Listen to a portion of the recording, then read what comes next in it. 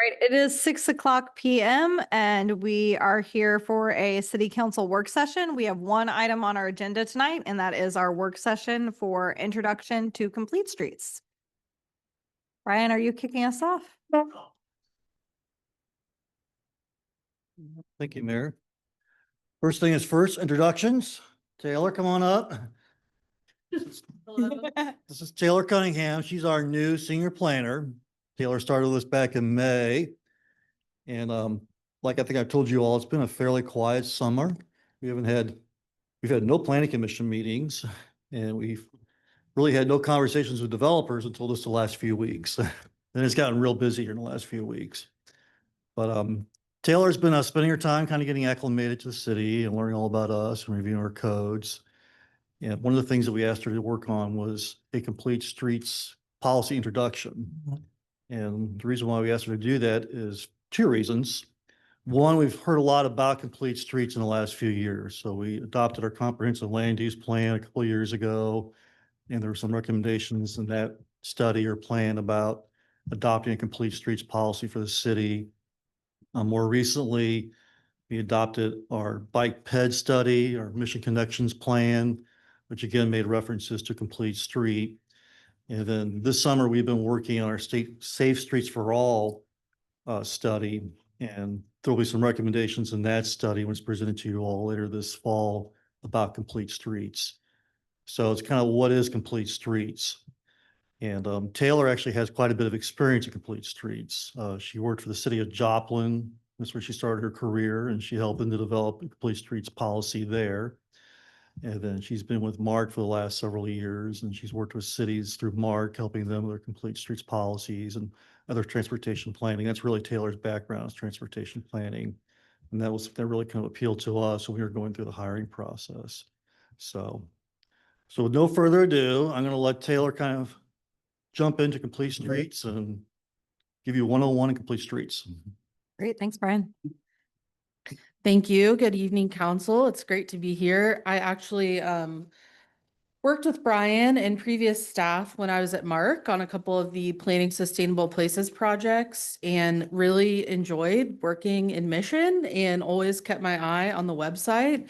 And one day when I was not enjoying myself, I saw this planning position pop up and I was like, oh, there's no way. And so I feel lucky and very fortunate to be here with you all. So thank you.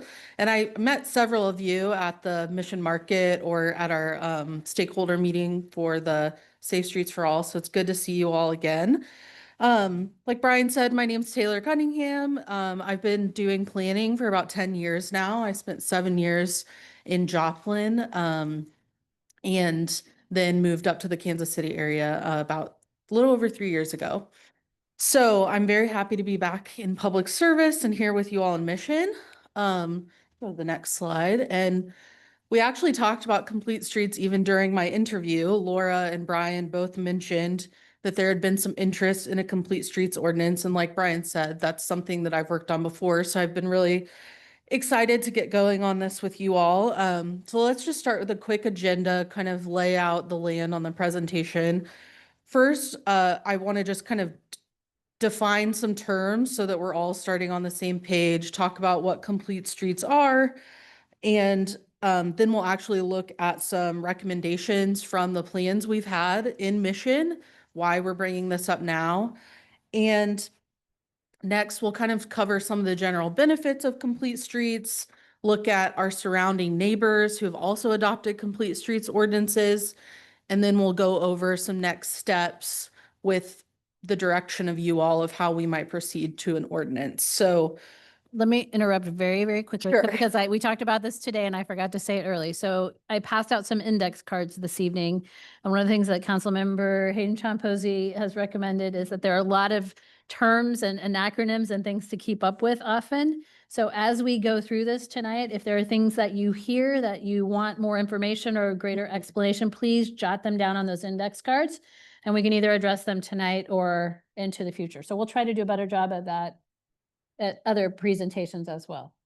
yes, thank you, Laura. And also I should say I'm a pretty informal person. So if you want to stop me, I'm not easily offended. Feel free to interrupt. I'm happy to re-explain something or talk, seriously, it won't bother me in the slightest. So first, we're going to talk about what are complete streets. I'm going to go over kind of a more formal definition. Then we can simplify it and start looking at some of those examples together. So when we talk about complete streets, we're really talking about a process, not a product. It's an approach to how we plan streets, design them, how we build them in a way that considers everyone who might use the street. So people who walk, people who use bikes, people who use mobility aids like wheelchairs or canes, people who drive cars, people who ride the bus, anyone who might use the street, no matter what mode of transportation they choose to use or have to use because of their circumstances. It also considers all ages of people. So I have a 3-year-old daughter. I know we talked about this. We're almost 3. Could my daughter go out on the street? Could she be on the sidewalk and I would feel safe with her there? Could my grandparents or some of the wiser residents of our community? And it also considers people who might have disabilities, who need mobility aids like wheelchairs, canes. I broke my ankle and had to ride around on one of the little scooters a few years ago, and it was really hard to go down a sidewalk. And that can happen to anybody at any time. So this process really helps us create a more vibrant and livable community by promoting equity in the way we design our streets, by thinking about the safety of all users and not just those who might be in a vehicle, and promoting their public health because it can reduce our transportation emissions and congestion that impacts the air that we breathe. And it gives residents other choices for how they might want to move through the city. The price of cars is a huge burden, especially now. You have to fill them up, you have to pay for insurance, you have to get your oil changed. And all of that just enhances the amount of choices our residents have when you can move safely, no matter what kind of transportation you use. Next slide. I think it's really important to talk about what complete streets are not because there's a lot of information floating around out there. So when we talk about complete streets, this is also not a new concept. We have a term for it. We have some organizations that really promote their version of it, but this is a concept that's been around really since the beginning of people moving from place to place. And we'll kind of look at an example of that later. They're also not a specific design prescription. It doesn't mean every single street in the community has a protected bike lane and 10-foot sidewalks and a dedicated transit lane. That doesn't make sense for all streets. So they're very context specific. And I think that's why it's really helpful to think of it as a process and not an end result or product. It's also not a mandate to immediately go out and redesign and rebuild all of our streets. I think Stephanie would have me fired if I said we were going to do that. Again, it's how do we move forward in a way that considers all residents. And finally, this will not be the silver bullet solution that solves every transportation and safety issue that we have in Mission. I think it's really important to set that expectation because high expectations can often leave us disappointed, especially if they're not based on actual data. So it's really a policy foundation to help us guide our decisions. That was a lot of information I threw at you, so I want to look at some actual examples. And as we're looking at these pictures, try and think about specific elements that you're seeing, what barriers or challenges might exist for different kinds of people who might use the roadway, and also what possibilities are there. So first up, this is downtown Kansas City, Grand Avenue. I'm sure we've all had the excellent experience of driving through downtown. It certainly doesn't look like this anymore. But think about what you might notice in this picture. Number one, the original streetcar, so cool. I also see someone with a bike, and this is something I just Googled old downtown Kansas City photos. So I promise I didn't create this just for my own purposes. I see people walking, I see people using horses, and these are all different modes of transportation coexisting on the same street well over 100 years ago. And I'm guessing all these people were also driving pretty slow. So that contributes a lot to the safety of what's going on here. But all of these modes coexisting on a single street. This is a complete street. Even back in 1906, long before we had this term and all the resources, we had a complete streets. This is not a new concept. Next slide, Justin. This is downtown Cherryville, Kansas. Anyone in here been to Cherryville? Why are we talking about that? That's where I'm from. I grew up in Cherryville. It's population 2,000. Actually, on the right is City Hall. That is where I worked in high school, taking payments for water bills. And this is the downtown, one of the busier intersections. That is not an exaggeration, but I love that you all laughed. When I was growing up, I and my friends rode our bikes everywhere in the street, all over town. There are no stoplights or traffic control. There's barely any police officers. And it wasn't unsafe. It was totally safe for us to be navigating around town. And I know a lot of folks who have been around even longer talk about that, right? When they were kids, they could walk to the store, they could ride their bike there. The speed limit on this street, even as wide as it is, was 20 miles per hour. That was a huge contributing factor to why it was safe. People were going very slow. So it allowed us to navigate the entire town. I could walk all the way to the park to go to the pool on sidewalks. They were old and they were not ADA compliant, but I could do it. I could ride my bike, and it was safe. Even if we were causing trouble, it was safe. This is a complete street. It doesn't have a nice fancy cycle track. The sidewalks certainly could use updating, could use some amenities, but every time I'm back home, people are navigating this street, walking, biking, wheelchairs, everything. So context specific. And next slide. The final place is Joplin, where I worked for 7 years. The top photo you'll see is on 7th Street in Joplin, which is a state highway, major commercial corridor that goes through town. And we were actually doing construction back then on a new justice center. So that's what you see to the right and why the sidewalk is torn up. And this gentleman, I actually talked to him because I'm insane and do that and just stop people. Did not have the means to have a car, but could ride his bike to work. There are trucks, huge trucks. The speed limit was 35 miles per hour, which we all know means 45 for most people. And there's nowhere to even bike on the sidewalk. And as a matter of fact, Missouri law, you couldn't ride your bike on a sidewalk in a commercial area.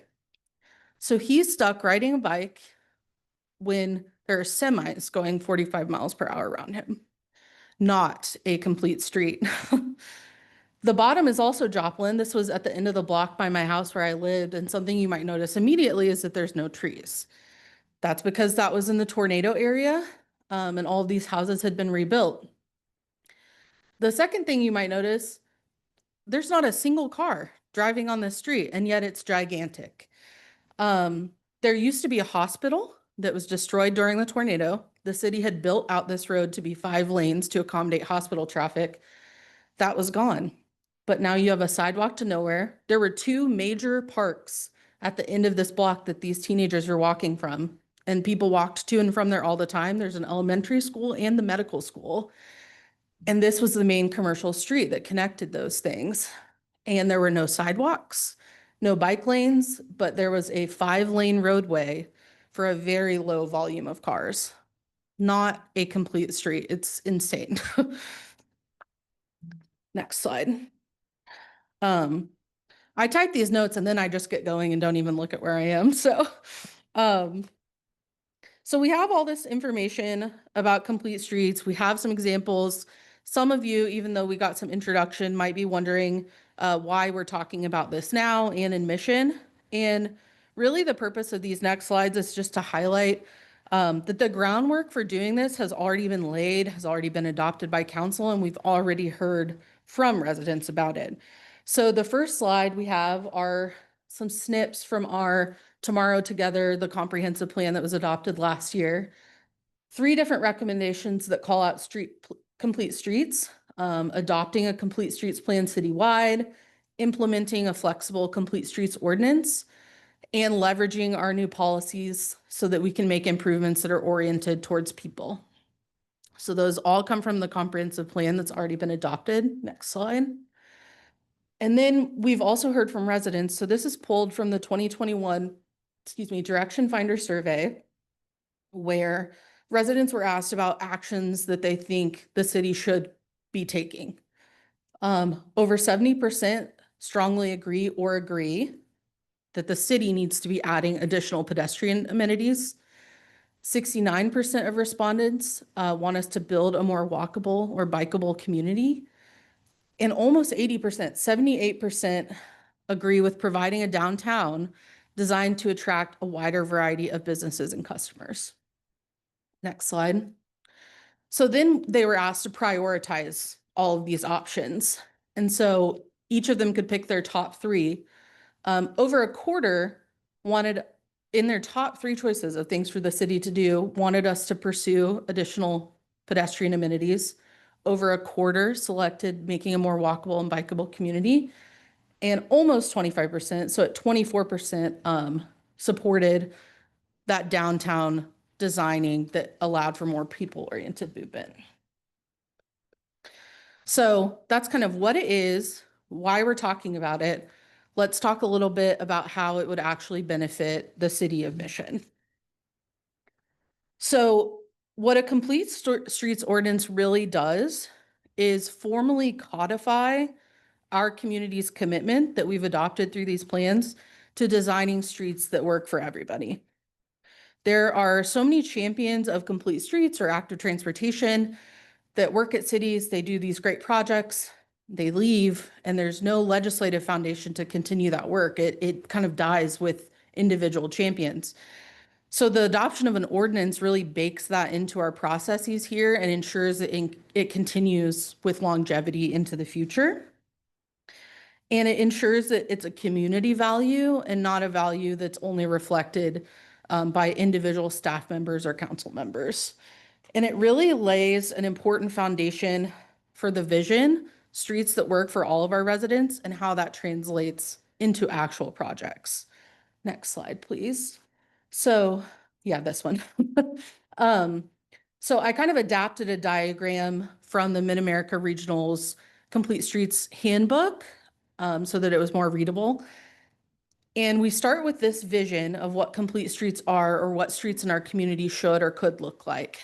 And that leads us into adopting a policy like we're discussing tonight that can impact the processes that our city actually goes through, like how we review transportation projects, how we plan for them in the future. And that leads us to the results that we want of actually looking at a street that is complete or works for all people. So we've got step one, we've adopted that vision as seen in our many plans and references. Now we need to get to the policy level before it can impact our processes and give us the results that we're looking for. So you all should have received a handout from the National Complete Streets Coalition that detail the elements that they look for in a complete streets policy, and they actually will review policies and give you a score based on these elements if you want them to. It's not required, of course. But I just want to go through those, not in near as much detail as you all have in front of you, but for the benefit of those who might be watching. So yes, yeah, please.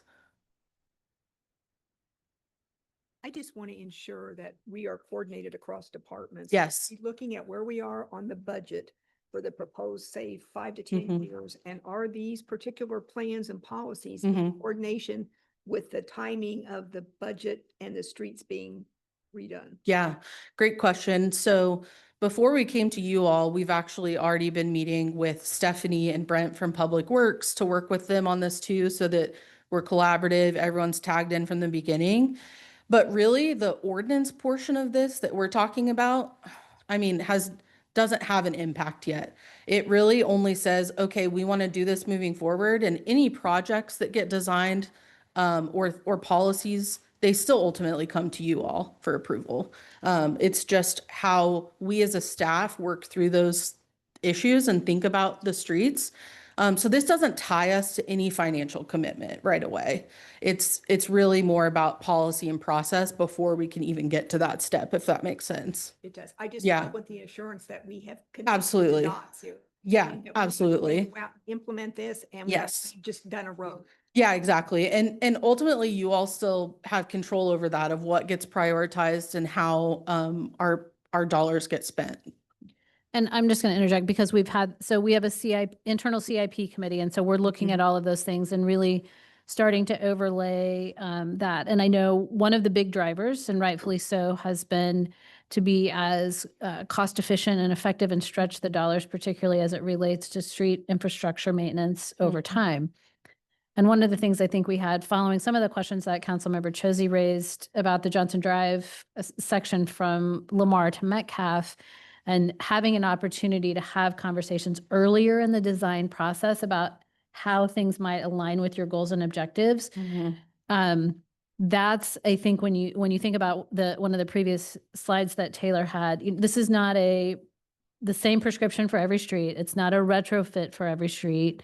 But we also now are recognizing, and it communicates not only to our residents, but to staff as well, that the council wants to look at alternatives. So we can bring you, here's some of these elements, and here's the cost impact if you want to consider that, so that we can make those decisions in a 5-year CIP and plan for those or adjust based on other priorities or needs. So it becomes a much more collaborative, sort of dynamic process throughout the budget discussions. Yes. Well, Great question. Yeah, and if I may, since my name's on the table now. No, that's great. I part of the complete streets discussion for me is looking at the long game financially.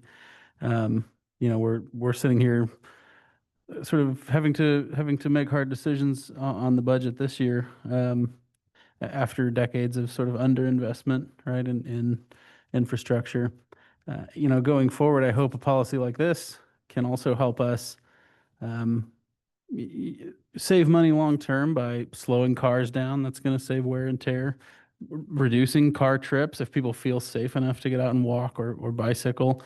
That's one less trip that is tearing up the pavement, and maybe even less right of way for vehicles that we have to keep paving over and over if there are places in town where that's an option. So that's probably going to bear fruit in decades, not even years, but I think it's no better time to start than now. So this policy, from my understanding, would be the driver. Is that correct? I love that you use the word driver. It would be the foundation. Okay. It would be the guiding document that allows us as staff to think about the options we present to you all.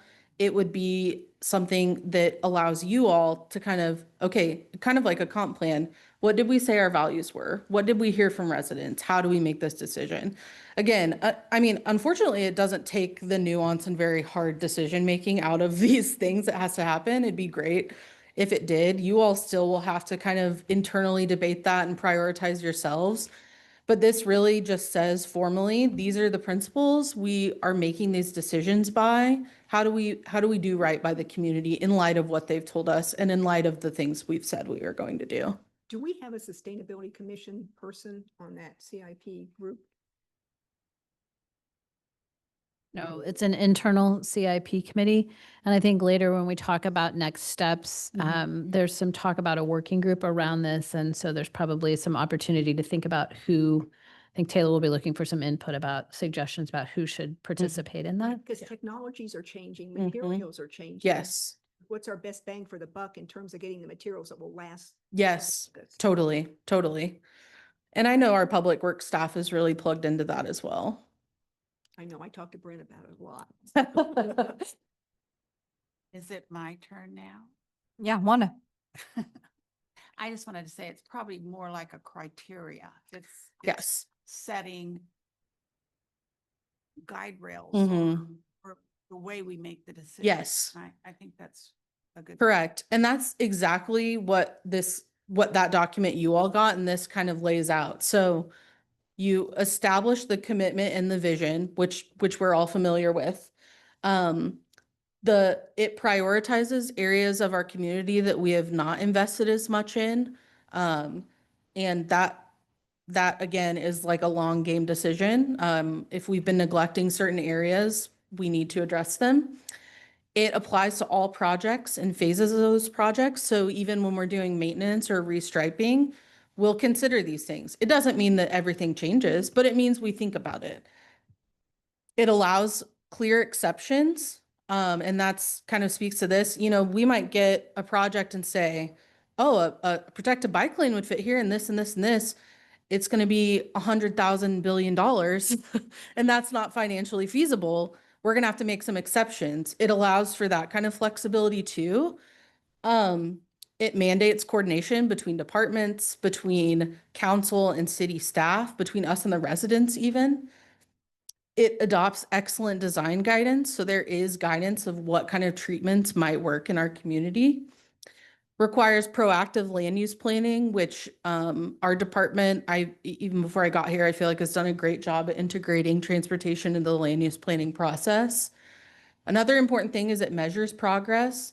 So this would also include us collecting some kind of data, and maybe that's how many, disparate sidewalks did we connect? How many miles of bike lanes did we put in? But even how many staff members got Complete Streets training? How many engagement events did we have? And that allows us to report back to you all and the community.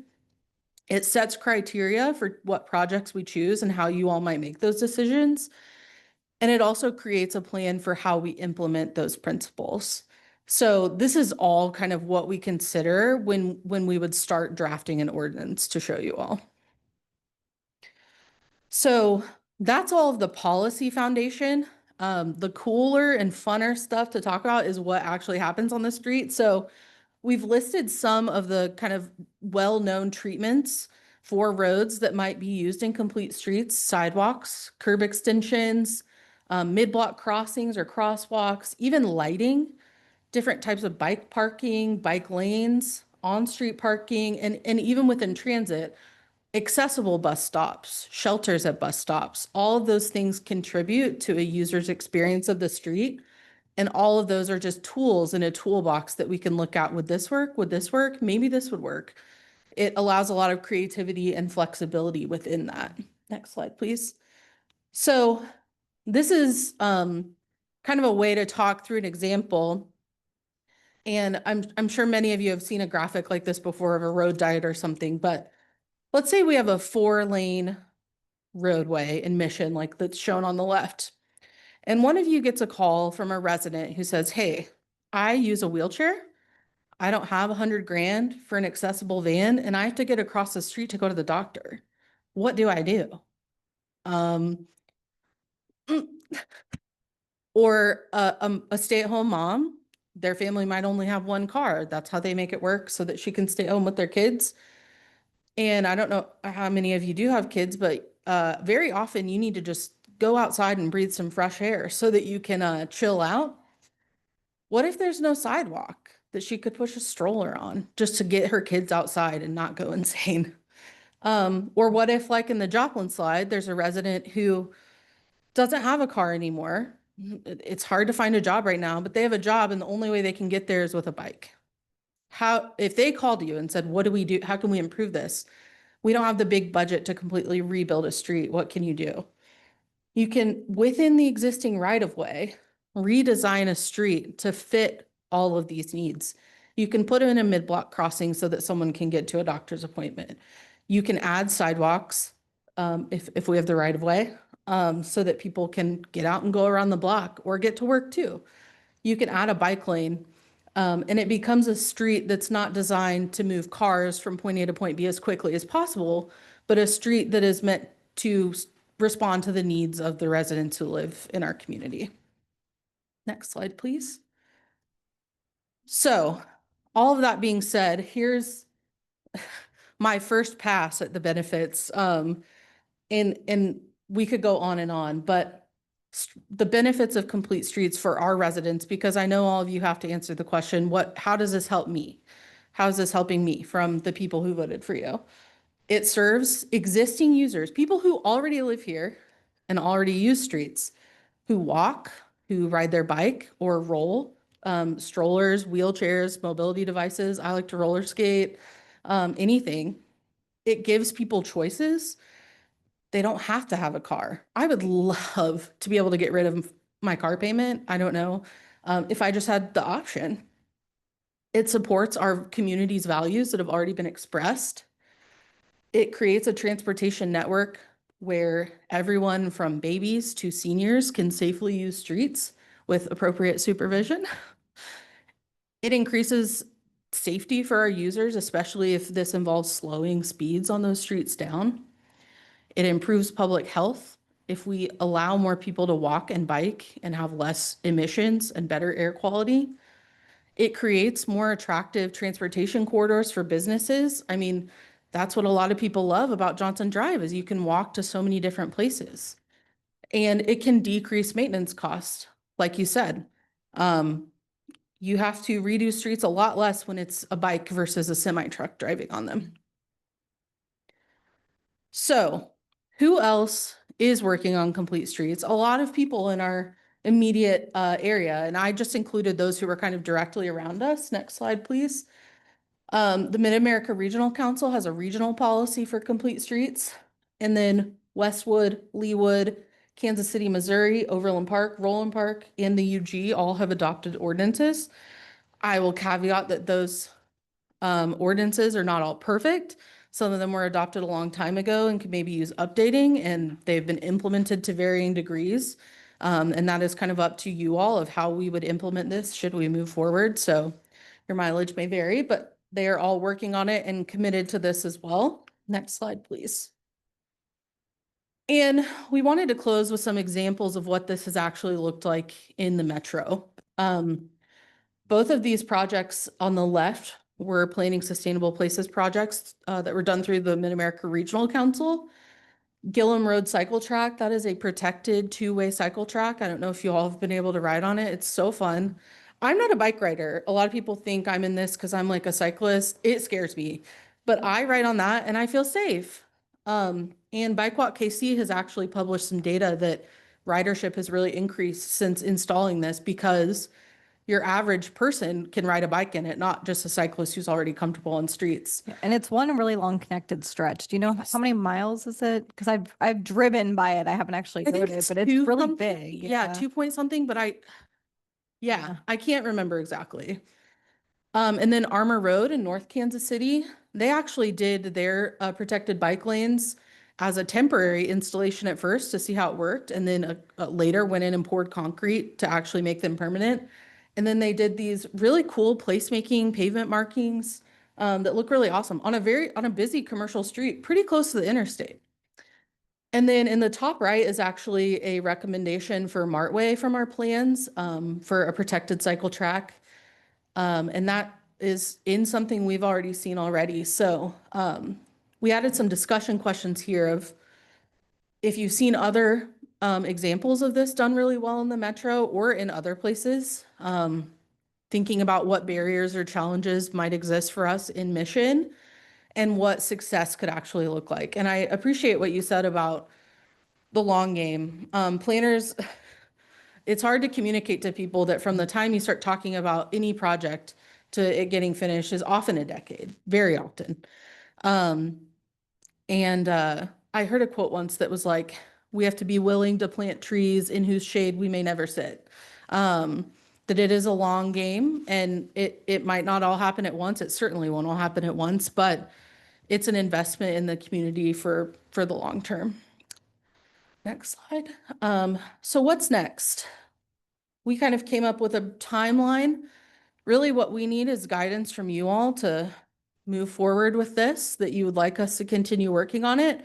And should we proceed next month, we would start looking at creating a working group and would love recommendations for who might be on that to draft a policy together and spend kind of the winter months coming up with a draft and bringing that to you a little after the first of the year for comments and from the public as well. And then hopefully presenting a draft to you at the end of the winter.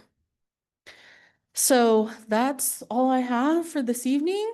Brian or Laura, anything to add or that I left out?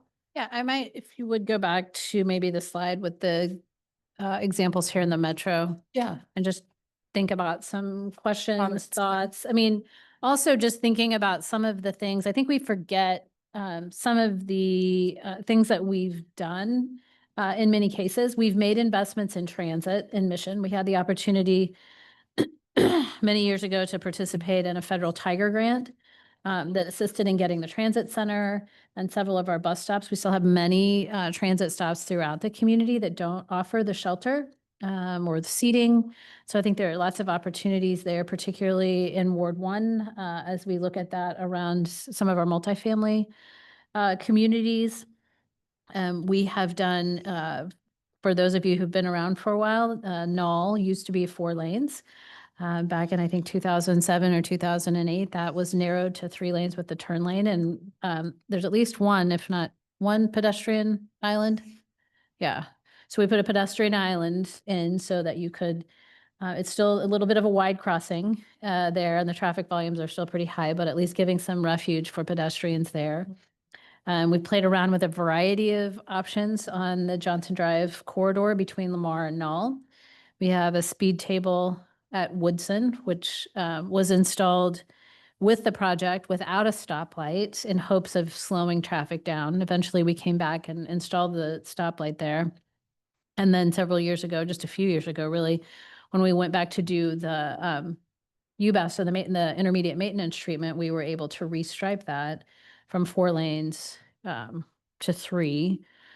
Trying to think of some other, Brent or Stephanie, other examples around things we've done around town. We added, right. We've added with the first phase of the Johnson Drive project, and pedestrian lighting is not something that had historically been part of the conversation. That's been added in. It's a conversation we're having around the Rock Creek Trail, or in the Rock Creek Channel project and the trail, because that safety along that trail corridor was something that came up through that first phase of the Rock Creek corridor study. And it is so rare to have a trail that can actually be used as transportation and not just recreations. That's such a unique community asset that we have. And there's like, I know I'm going to butcher the program name, but the Safe Streets for Schools, like those projects. Yeah. Too, as well. And I can't remember. Yes. Yeah. Mm-hmm. Yeah. Yeah. Sidewalk connectivity, sidewalk repairs, sidewalk widening. Yep. Yeah. We added the bike lanes, dedicated bike lanes on Lamar, and the Sharrows. Not all of the stretch. And not protected. And it's not a protected bike lane, but there is a dedicated bike lane.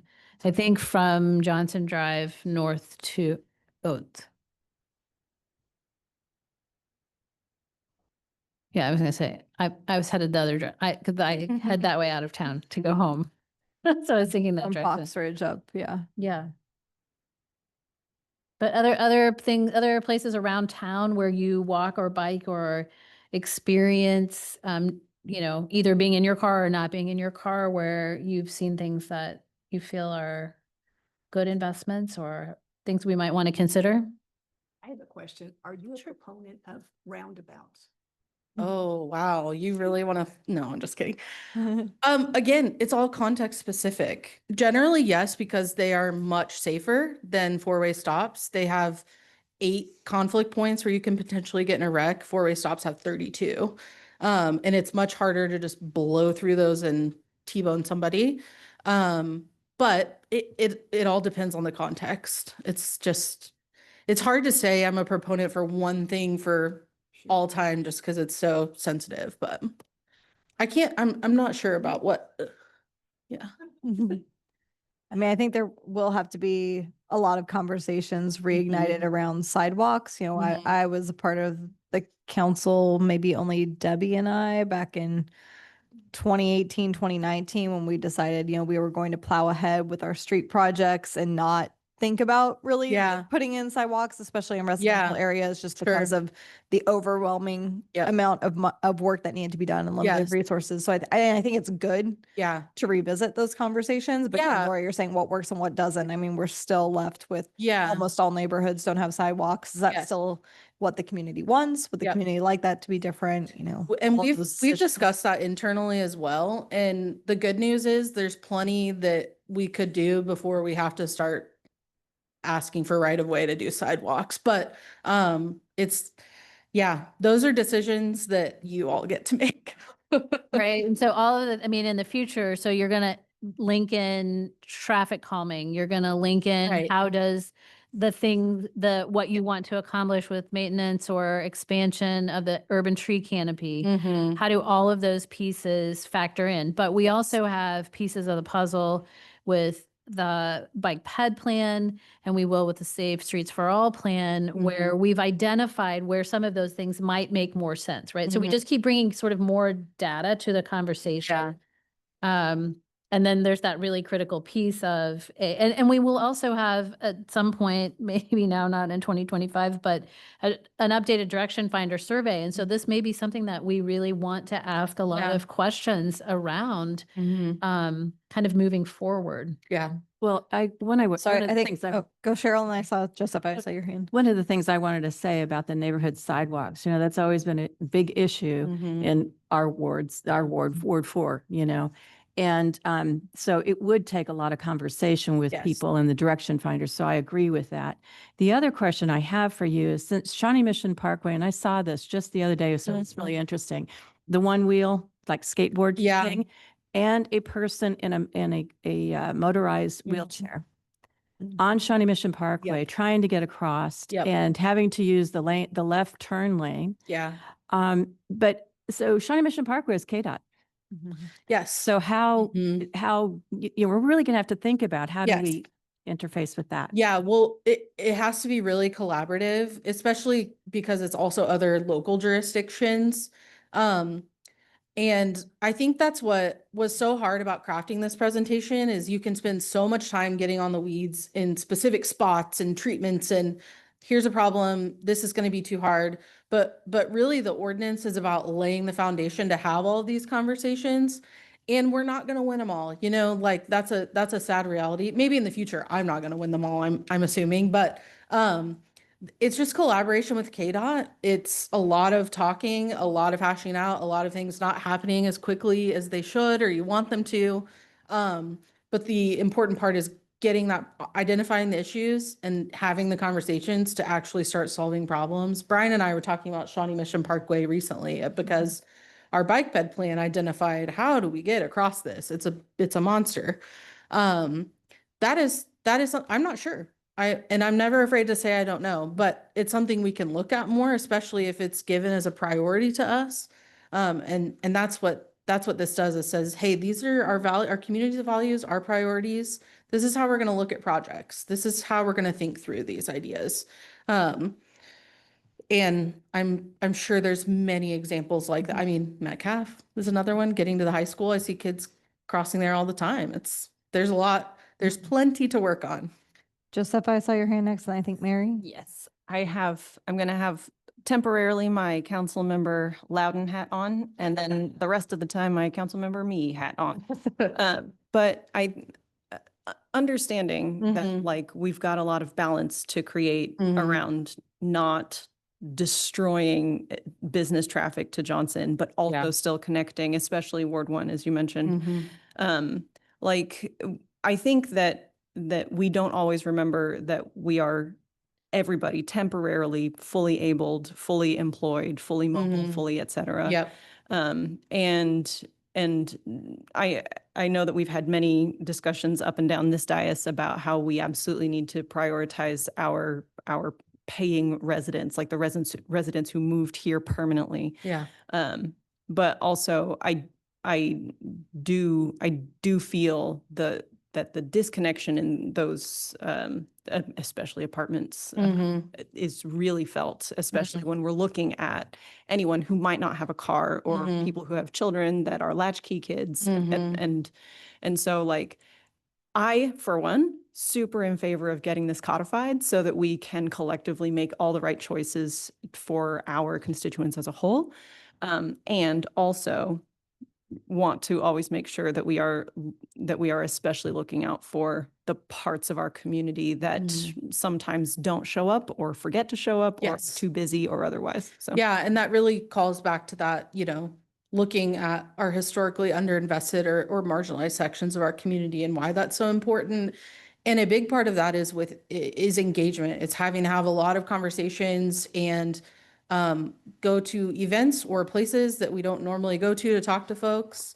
When we were in Joplin doing our active transportation plan, a primary user of our sidewalks were houseless residents of Joplin.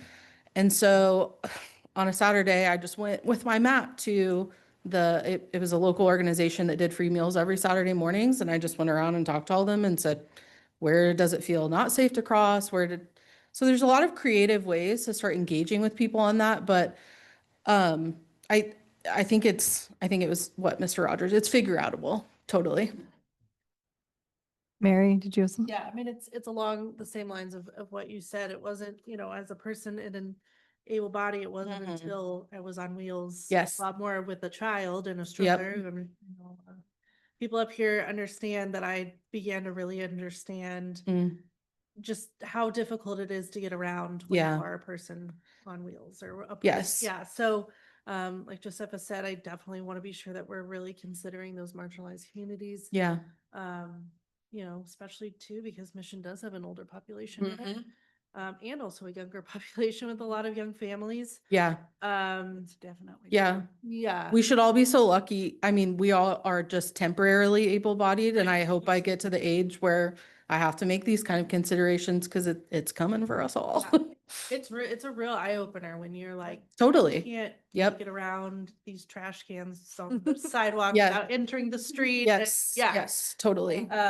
There was another point I was gonna make, but it has escaped me. I don't While, forgot. while you're thinking, I would just second what Mary said. I don't think there was anything like more humbling than the first time I was by myself with a stroller. Oh and my I had God, to I try to open know. up doors that didn't have, I the know. handicap accessible buttons, and same thing with, navigating Totally. sidewalks, navigating terrain, where I thought I was conscientious before, but I I think it know. just shows, the privilege that a lot of Yes. us have. And then, Yep. so yeah, the first time you run into that, it's definitely. The same thing happened to me, and I do this for a living, but I broke my ankle a couple years ago and had to be off of it for 10 weeks. And I was like, I can barely get into my house. I came home from the ER at 3 a.m. and had to scoot on my butt across my yard because it's crazy. It's crazy. So I am sorry. No, the other kind of like piece of, I guess, I don't know. There has been like some feedback specifically in Ward 2 kind of runs along Johnson Drive. And Mhm. there's a lot of people who are like, oh, the road diet's great. Oh, the road diet makes it a lot more difficult to Yeah. turn certain ways or Mhm. park on Johnson Drive. And I know I've talked with a few members up here. I don't know if I really, obviously I want the street to be safe and I want people who need to drive to be able to drive Mhm. down those roads, but I don't know if that's a piece that I need to Mhm. prioritize. I want Johnson Drive to be a lot more walkable. I want people to walk more than they drive there. And of course, I still want there to be parking for folks who can't maybe walk, Sure. but yeah, so I think it is, like you said, it's all a balance. Mhm. It's not a one size fits all, but I just want people to rely less. Yeah. And back to the North Kansas City example, there are ways to do temporary installations of some of these ideas to literally just see how they work. A 90-day installation, even, there's an organization called Better Block. I'd encourage you all to look at their videos, but they'll do a 1-day thing where they just do paint and put out cones and different stuff. So there are really creative ways to kind of test these things out for very minimal cost. Yes. I just, Oh, yeah, Wanda, I'm sorry. you're good. I couldn't. I just want to remind us that, Then they- even though we have able-bodied, we have this younger generation now that are doing the, Yeah. and the electric, even me, Mhm. and those are wheels Mhm. and sidewalks or bike lanes. I mean, it's really difficult to trust a young person on an electric bike when you're walking. It's just, Absolutely. sometimes you can't, even me, Mhm. I can't sometimes get it to go where I want it. Yeah, to go. totally. And So we need to think about that. And I'm sure you all heard this in the Safe Streets for All discussions, but that's why you really create redundancies so that if one thing fails, like the design or someone's driving unsafely or riding unsafely, there are other things that are making it less dangerous. It's a slower speed. It's there's some actual interruption in the street, like a speed table or something. So there's lots of things you can do to kind of try to plan as much as you can for human error, because there will continue to be that. Yeah, and there have been, I would just interject directly related to that point, Wanda, there have been conversations around several other cities in Johnson County on Mhm. should we be putting regulations on things like the e-bikes and scooters, including from, I've seen bans to, parental supervised only to cities who are just considering a helmet rule. So Right. there's sort of that whole gamut on that as well. Yeah, Ben? Yeah, we did do some of that in our parks a little while back in Yeah. relation to electric bikes and things like that. So that's a good something to look to if we need a little more, I don't know, template or guidance, but just we consider things like speeds and different kinds of devices that you might use on a trail in a park. But you all have already said all of the, I think, biggest and coolest parts of Complete Streets for me. And this is probably one of my biggest priorities on the council is to make the streets better for all users in all modes. Two things that I think we haven't hit hard enough that I just want to sort of double down on. The first step to spending money in our community is getting out of the car. And the more appealing we make that, the more likely people are to do that. And I can pull up the studies. You've probably read them all, but if you need convinced, happy to be a part of that. The more people get out of their cars, the more they spend time and money in our community. And, when it comes to safety and we think about street and road projects, and we think about spending money, lots and lots of money. But when we talk about these kinds of improvements, there's so many opportunities for cost-effective proof of concept, trial options, even permanent options that don't involve redoing the entire right-of-way, just pouring a little bit of concrete here and there to narrow the road, these kinds of things. So we can make a big impact in a lot of places where you see speed problems and residential speed complaints and that sort of thing with relatively little in the way of sort of capital investment. Yeah, Gillum is a great example of that. Those are just parking curbs that they use to protect that bike lane. I do think kind of tying in, to Mary's point as well about we still hear people who want to go faster, want Yep. to make, their driving experience easier. And so I think that'll be a really critical part of the community conversations. Yes. And I think tying it into the Direction Finder survey is a really good idea because sometimes the loudest voices or those who might directly reach out to council aren't necessarily what the majority of constituents think. If you look at Right. Direction Finder survey results from last time, and I would say still, if, using Johnson Drive as the example, I hear more from people who say, love the improvements, it's still not safe enough than I do from people who are unhappy that the, improvements might slow them down or make backing out All know more more than difficult. But I think that'll be a critical part of the public engagement process will be sort of yes. how do we unite around that mindset of we want it to be safe for everyone.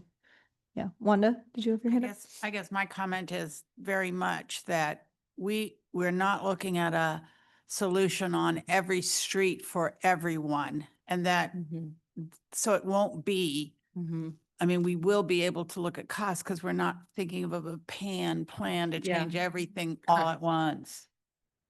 Yeah, it's And I- it's and I- much more likely with the adoption of these ordinances that it's on a project by project basis as it comes up for maintenance or reconstruction. So, a very slow, low traffic residential street might come up for mill and overlay, and we look at it and say, the speed is low.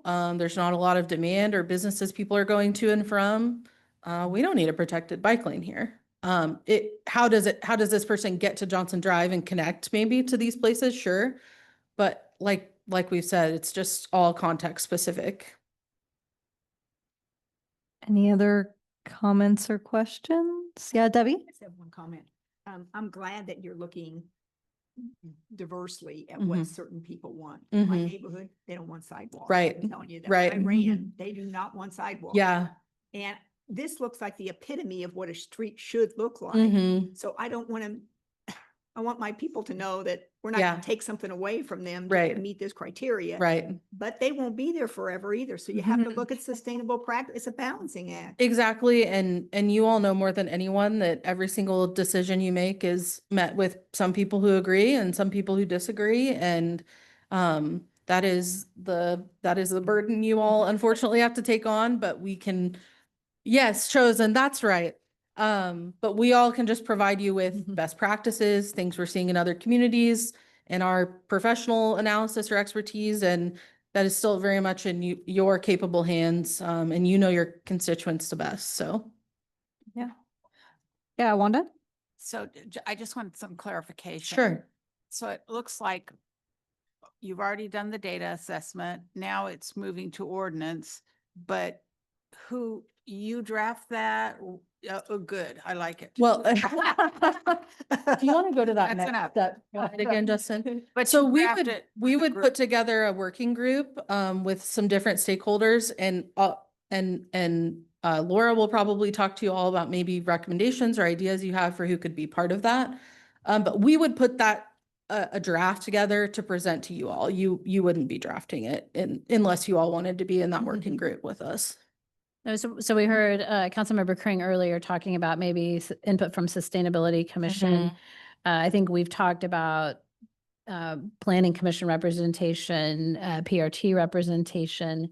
There are others who you think or would recommend, please feel free to send those. You don't need to send them through me. You can send them to Taylor and Brian. I mean, I do think thinking about some of our community groups too, whether it's our, retirement facilities or, we Yes. have folks from the Mission Project who've been making it, making a point of coming to meetings, those groups Yes. who, might be particularly impacted by safety concerns. and things Yes. Like that. And I would really, in experience before, really advise that we, not have someone maybe from the retirement community business group, but a person who lives there. Or, Yeah, yeah. the actual people Yep, a instead of resident. someone who represents them. No shade. I was going to say no shade. That's not professional. No, nothing against that, Yeah. but in this kind of process, you really want to hear from the users, people Yeah, who are actually for using sure. it. Any- I always, oh, yeah. always want to hear from the high school and these kinds of conversations. I would love to get some high schoolers. And especially you think about Seriously. Yeah. certain times a year, you see the cross-country kids Mhm. all up and down. There's users for you. Yeah. And Officer Chuddick or others in our police department probably have some good Yes. suggestions about things they see and encounter while they're out and about. Oh, you bet. Yeah, we've talked on the. We can draft. you the used to be part kids of who've this, stopped Dave. speeding on their e-bikes. We can draft them to our working group. Yeah. Resources in that Safe Streets for All group too. Yes, absolutely. What's the name of the woman who rides her bike to school? She's Jessica Carlson. Yeah, Yeah, Yeah. she's, she's Yeah. great. yeah, she really would be good. Yeah. And, I think there would be some interesting businesses down Johnson Drive as well. Yes. Um, Mm-hmm. My recommendation would be also, and I'm sure you already thought about this, but that the cities that we connect with, Overland Mhm. Park and Roland, Yep. especially Roland Park, and Overland Park, we really need to be sure. Yeah, Because it would be great if we could do some joint projects. absolutely. Yeah, well, yeah, we have to. Yeah. Well, and I know you mentioned some ordinances on paper at least look better Yes. than others. I'm sure part of the process too will be talking to their Mhm. planning or Yeah. public work staff to see what they think is working or what hasn't. Yeah, your absolutely. And policies? I've also been engaged already with Bike Walk KC as well. They have ordinance templates. Michael Kelly is a friend of mine. We worked together when I lived in Joplin, actually. And so we met up ahead of this to kind of talk through some possibilities too. So yeah, lots of things that have been percolating behind the scenes that, don't always make it to the presentation, but yes, absolutely. And Brian's probably filled you in, but we've worked with Bike Walk KC on Yep. some other projects and they're always Yep. great to work with. Mhm. Yeah, And Debbie? I think Brian mentioned it, but if I recall, I think the Complete Streets ordinance that you developed in Joplin won an award. It Ooh, was the fourth Oh. best in the nation. very good. Well, I think we have a starting point. then. Yeah, Debbie, For did you? something to beat, right? Yeah, There exactly. you go. Yes. I would also suggest on this journey that we start looking ahead at grant opportunities for us Yep. to apply. Yep. Mhm. Brian and I have talked about that of, we've done a lot of planning studies. Let's look at some implementation money that's out there. But also, we even discussed, do we apply for a PSP grant to try to get some, guidance on crossing Shawnee Mission Parkway or crossing Metcalf and things that are a little trickier that we might want to engage some professional engineers and stuff like that. So we're cooking. It just, takes a little bit and some ingenuity. It's really exciting to hear Yeah. from you. Let's see, Taylor, Laura, Brian, any final comments? No, not on this. I would go ahead, Brian. Just a reminder, so we've heard from most of you. So this is our work session this evening. And so this will be the end of our work session. Our next opportunity will be together. We've moved our October committee meeting from next Wednesday, or yes, next Wednesday, the 1st of October, to Wednesday, October 8th. Community development at 6:30 and then followed by finance and administration. Then you'll have your council meeting on, I have to pull up my calendar, I think October 15th. And then the work session in October. We don't have anything currently scheduled for the 22nd, but we do have the Safe Streets for All public open house session on the 29th of October from 5 to 7 at the community center. So just a little bit of shift in our October schedule. Great. All right. Yolanda, concluding thoughts? Yeah, I just want to congratulate Penn on the wonderful park, the music in the park. Oh, the concert in the park. Yeah. There was a I really thought there was a fair amount of people there, and it was nice to have the food. Yeah, Mackenzie's been pooping out on us around 6 o'clock since we moved rooms at daycare, so we didn't make it over there. It was a beautiful night too. Yeah, It good, really was. good weather. All right. Well, thank you so much, Taylor. That was a Thank great you. presentation and look Great to forward be with you further all. Yeah, conversations. Thank you. And with no further business, that concludes our work session. Thank you.